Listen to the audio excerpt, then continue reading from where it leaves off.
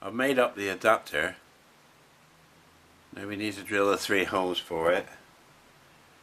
Now I've worked out that the diameter 30mm, hole diameter 30mm, so we can actually go through from either side really. It doesn't make any difference. I'm using an old chuck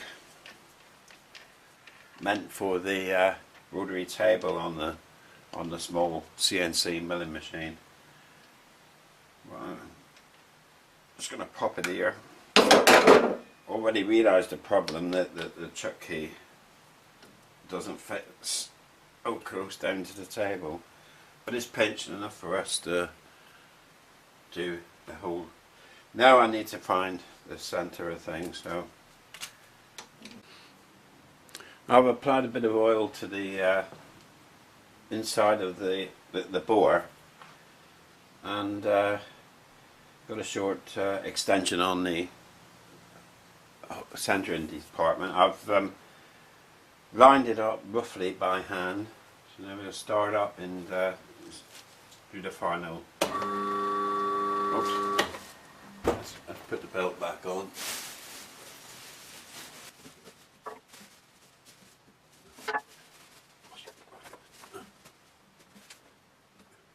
That should do it. That should do it.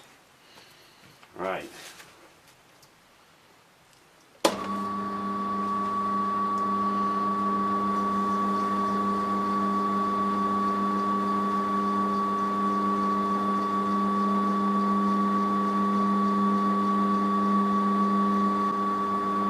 Now it appears I'll need to zero it in a little bit more by hand. Okay, we'll try again.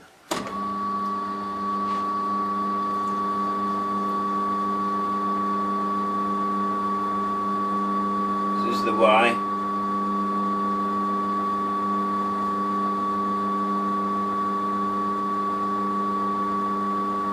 X.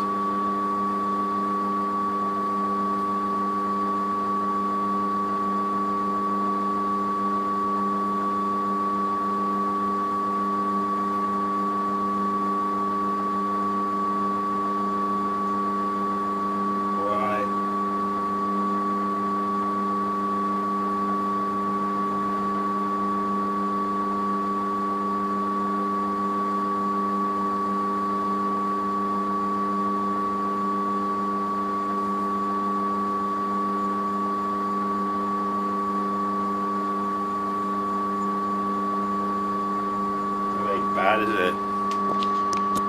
Okay, go in. Drill.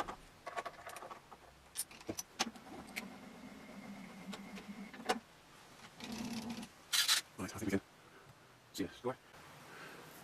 The drill I'm using, we can actually do a ring of bolt holes. So what we will do is function our 3 bolt hole fashion, enter a radius.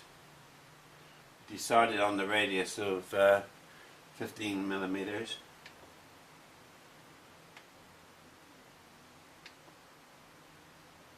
Start angle, we'll go for 90 degrees, and end angle 90 degrees again. That will be a 360-degree circle. Okay.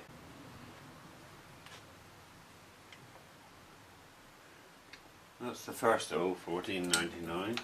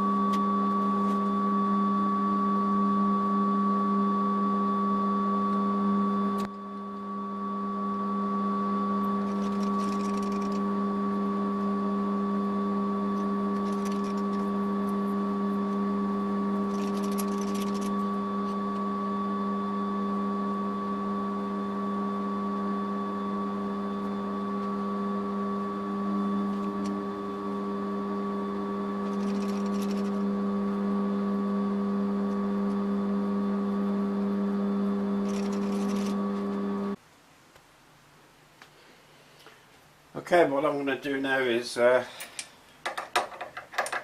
stick a 3.3mm drill in. As you can see, the drill is set on 0, which is the centre of the hole. Now what we can do is go into function 4, which is our circle of holes. Go to position 1.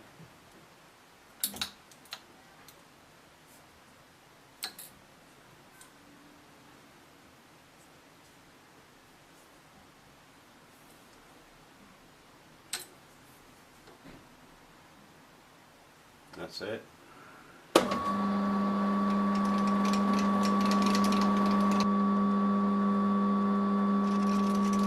Hold it.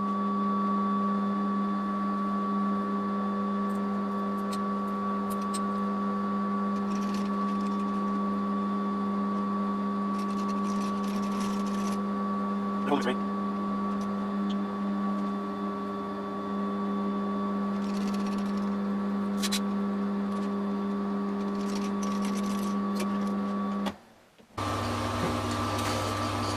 Okay, we got our motor, and let's see what happens. That's a snug fit, no play whatsoever. You see, I'm up to the end of the flats there, so that's how far in I am. I'm there, just so I've got this part of the body to open out slightly. This way, it's beginning to go on actually. I mean, that way I could heat it up slightly and put that in position, which is probably a good idea. Mainly because when I actually put this in position, well, I can get a grub screw tied up against here to go onto the flat there. So there's not a lot in it actually, but it does need to go on that way.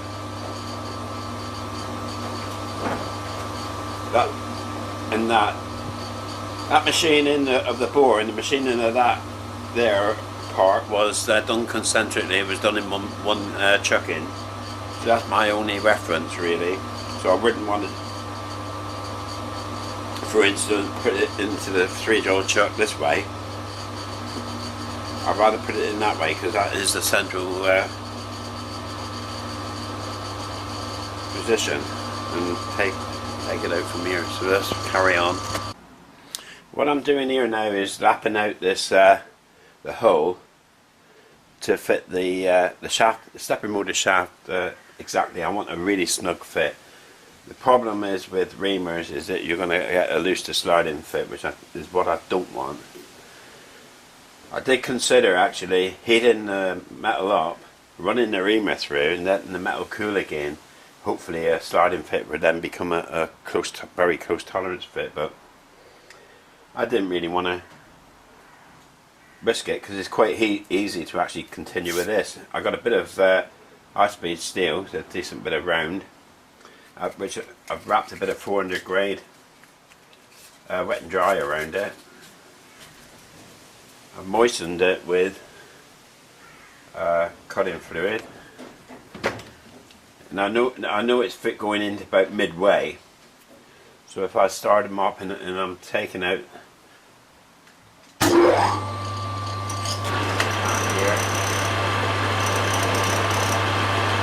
I'm pressing on to try to keep it parallel as possible on the aluminium.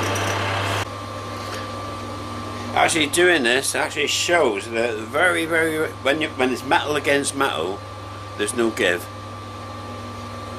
Very small differences will mean the difference between fitting and very sloppy fit and not fitting.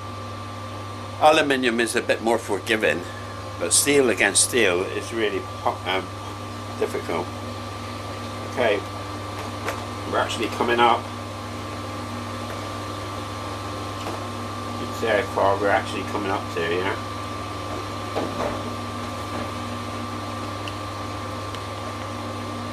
And this is starting on this end now, which before it wouldn't. we're getting there. We just keep on doing this. I can move it to different places to expose fresh wet and dry paper. See it coming off silver. And we're going through it about that depth.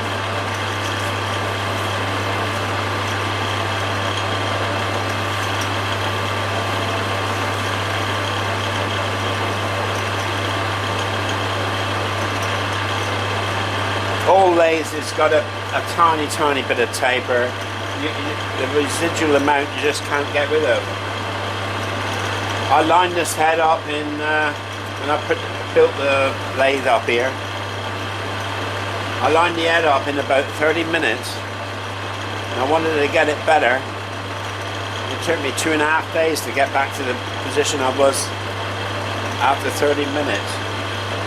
I've tried laser beams, you name it, but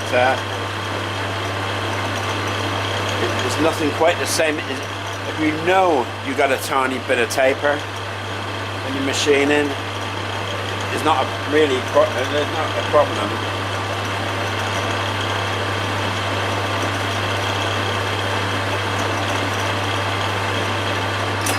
Right.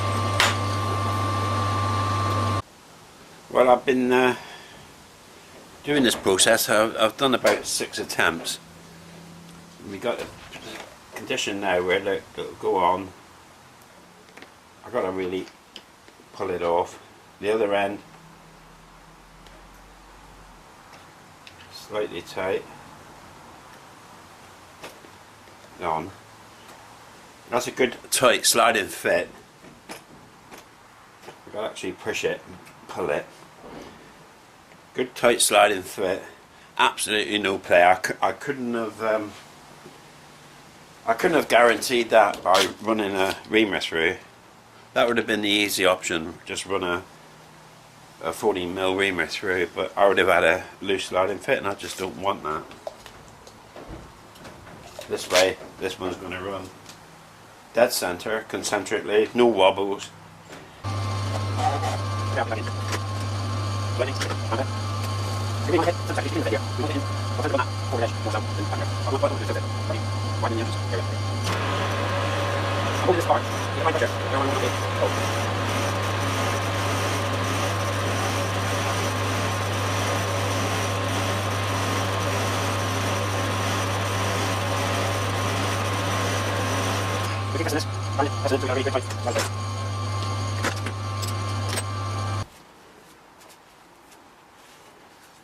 There we go.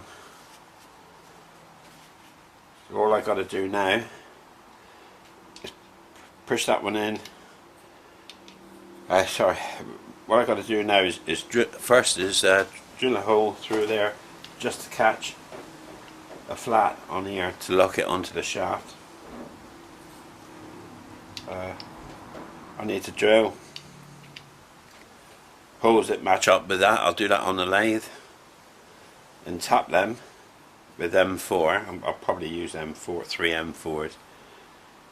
And as you remember, that was those 3 holes was lined up with a what they call oh good if I know now what the hell it's called, a coaxial center finder. I haven't used it enough to sort of be too happy about the accuracy yet, but this is a non-critical application.